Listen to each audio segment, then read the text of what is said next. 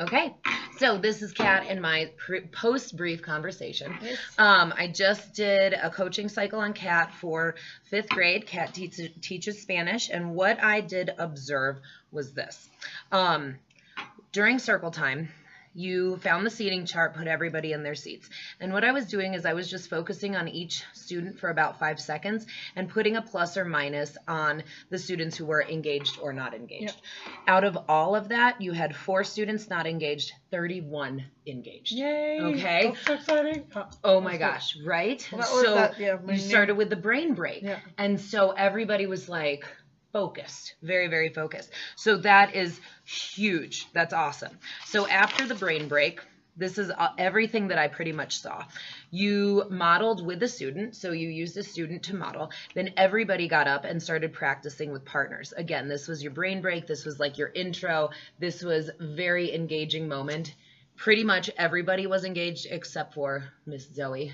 Yeah. And she was doing that little thing and trying to get other students to do it with her, and they were like, They wanted to do what you wanted to do. I mean, so I just want to show you how engaged they were. Then you had the Beat the Teacher going, which is really cool, where you had the class and yourself, and then you were giving yourself points when you were following directions and the class was not, or vice versa. And I really think that they responded to that.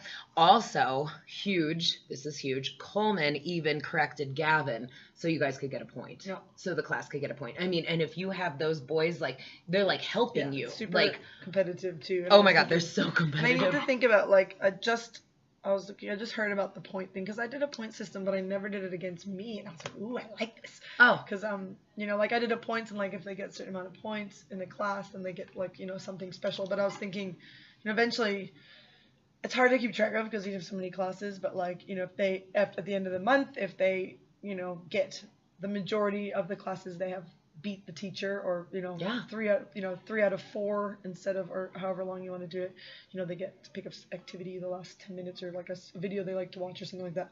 So trying to get I just need to figure out how I'm gonna, you know, just to track that, or you can have a student track it. But Do you think, so it obviously worked for this group. Do you think that this is something you would use in other classes? yeah, well, I'd like to, like, get sort of kind of a, you know, going in all the classes, so I can have some consistency, you know. So I mean, especially with the little kids, I think if, like, the brain break, like, once I teach the brain break, you know, the point is, well, in the middle of the teaching, like, if you see any sort of disengagement or unfocused, you're like, okay, brain break, okay, we're gonna do the jugar con manos, stand up 2 lines, and you teach them how to switch in lines, so they're in 2 lines, and then muévete, so one moves down, and so I really have to get into the structure. So I was like, okay, I wasn't sure if I do brain break, you know, like, do a different brain break each week so they can learn them, and then once you're, you know, through that, kind of like your choice board. One of the brain breaks was really funny. It was like you have a bunch of pieces of paper with words on them. Like,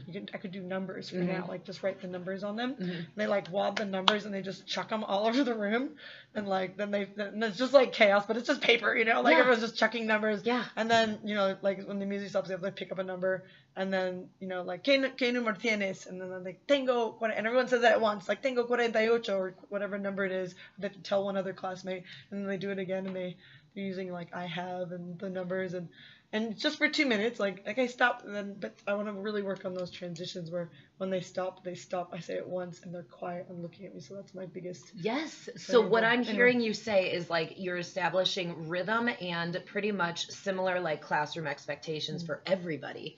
So it doesn't matter what their homeroom teacher's doing. It's like, this is what you do in Spanish. Yeah. And then I also am noticing that you're, you know, taking those rather than, how do I say this? Rather than, you know, being angry, stop. Mm-hmm. You are getting everybody to stop together, but you're also integrating content into a way for them to get their wiggles out and then focus again. Yeah. So it's going to be really fun. And I like a bit of chaos. I'm neutral. You know? I like a bit of chaos in my classroom. It's fun. It's Spanish. I want them having fun. You know. Yes. I had a couple of students the other day, and they're like, "Oh, I'm not good at Spanish," and, you know, it's like, it makes me really sad. Because I'm like, well, maybe, you know, they are going okay at Spanish, but they're just, you know, it's like either the way I'm presenting it, or it's not, you know, they're not liking it because they're not engaged enough and they're not having enough fun, you know, and those are the things that but I make feel like people say that, like, if they're having fun, they're gonna say they're not going to say I can't do it. They're just going to be having fun. They're not going to really care. And that's the cool thing of what I noticed today is that everybody was engaged. Everyone was trying. Yeah. Everybody was saying numbers. So I feel like you're really like, I mean, just looking at the big picture and then using this choice board activity. So after, you know, then you demonstrated the choice board. So after the brain break, then you kind of got to the core of what today was, and introducing the choice board, where they had pretty much 3 different options to choose from. So right there, you're differentiating. This is a very active group, as we know. So they got to get up. Some of them like to work alone. Some of them don't, you know, and so everybody kind of got their way. At the same time, they're learning content.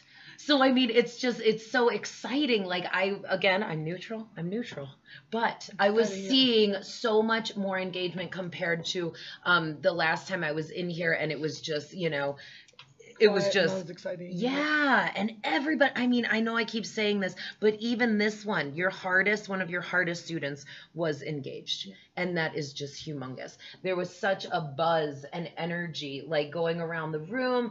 Everybody left with smiles on their face. I also noticed that there was not one negative thing said from you to the students, and not one negative thing said from the students to you about this is boring, this is that, or whatever, you know, like just negative there was no negativity. Sam wasn't here today, so I know, I noticed that too. But he might have really, I mean, I really think that he would have jumped on board, because everybody else, like everybody, girl, you had the engagement, like you really, really did. And then let's see, choice boards, again, really great idea. I think, again, sorry, trying not to be a cheerleader. Cleanup instructions, you gave a 3-minute warning. Cleanup instructions, students slowly cleaning up. But they're everywhere, and I was like, okay, we're just gonna. It's okay. Try to. I mean, because you know what, it wasn't as, you know, clean as I wanted it to be, but cleanup, you know, it's important. But the content and the core of your class today, like, just, I mean, trumps, oh, I shouldn't have used it. But it really, like, it takes over that, you know, like, I mean, I feel that today was a huge success. And I also see you kind of looking at the big picture too, and like really figuring out how to get the rhythm in each class. And you're also working by yourself, like you searched out that webinar, you found that woman that you think is going to be helpful, and you're implementing what you've learned from her. I mean, like, you're taking action, and it really shows. So I hope I can, I'm excited. I mean, they do a lot of webinars through this site, and you know, I have been like trying to dabble in, but I feel like I've tried to do, remember the story, I did that little bit with the story you saw last year with questioning. Yeah. That's like some of it where they're, you know, doing a lot of questions, but it is more active, and you know, it's supposed to be where they're eventually like acting out the stories, and someone's saying the story while other people are acting out. They can make up their own stories, and all you need is like 7 verbs. That's all you need to know how to use. And so if I can figure out how to teach those verbs and where they know them, and it's like I have, I am, I like, I go, and there's another I am, because in Spanish, and there is. Those are like the basic verbs. You can just like, oh, there's a cat, she has a thing, she is happy, you know, like she loses her hamburger. You like do random stories or whatever you want to do, and or you like, she's Pokemon, the woman, like the little Pokemon character, and there's like a video that there's actions, and you describe the actions as the Pokemon character is doing stuff, and then you add, you know, like there's so many things I can do. Anyway, I'm trying to get some training. No, that's great. You know. That's great. But I'm hearing you like make those connections between the kids' life and Spanish. And once it's relevant to them, it becomes so much more meaningful, which is really exciting. And then try to can you think of a way, just like the choice boards you used today, to actually integrate those 7 verbs? Like, could you integrate like how successful the numbers are? I mean, that was really cool hearing the girls do the flashcards right by me. I mean, they knew like all the numbers, and like they'd mess up a little bit, and then they'd think about it, and then they'd come back. They're learning. Like this is there is learning happening. There is growth.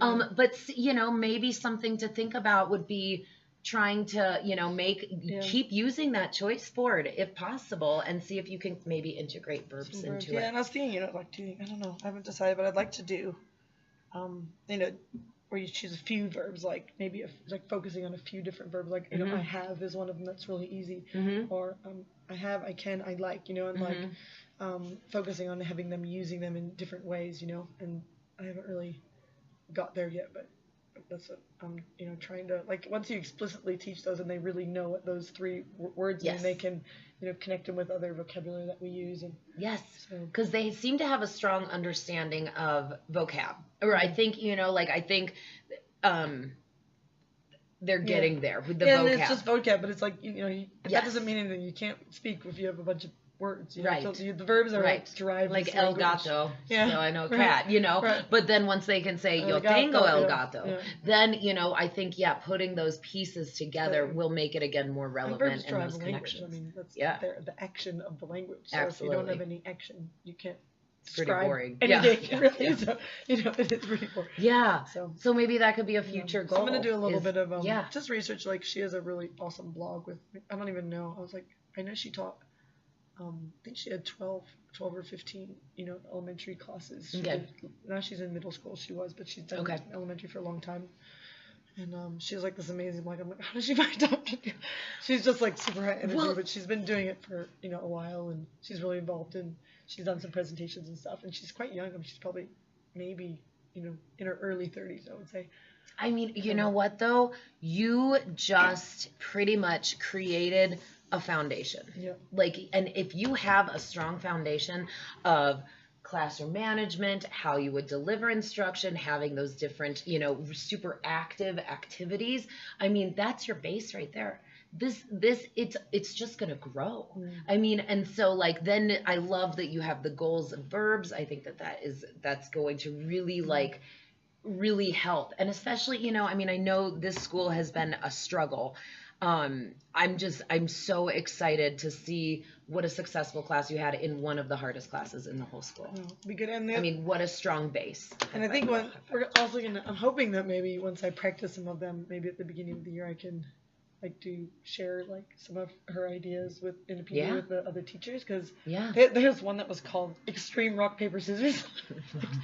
You know, like she has really funny ones where, you know, there's music and then you have to find people at everyone rock paper scissors, and you know, like you have like 2 minutes of like extreme. You know, and she has a list of her brain breaks on the wall, you know. So she's like, okay, brain break, and she's like, okay, extreme rock paper scissors, go, you know, and like the kids just know what to do because she's told them, you know, explicitly. And then okay, done. You know, transition. Now we're going back to what we were doing before, and then you know, Excuse me. Crazy, funny stuff. And some of them are content, but some of them she's like, some are in English, some are in Spanish. Some are just depends on what you're doing and like the needs of the class, like reading your audience.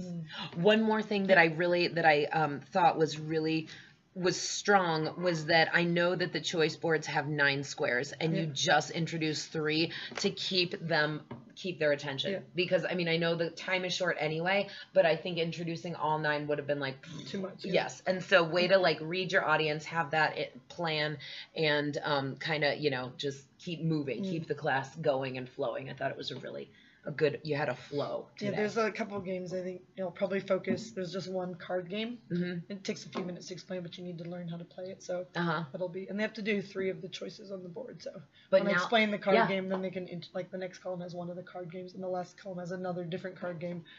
And it has this game called Yo lo tengo, I have, you have. We're gonna try to play that. And look, they're learning verbs. So very good. Yay. Thank you so much for letting me come in and do this. This was really great. Bye-bye.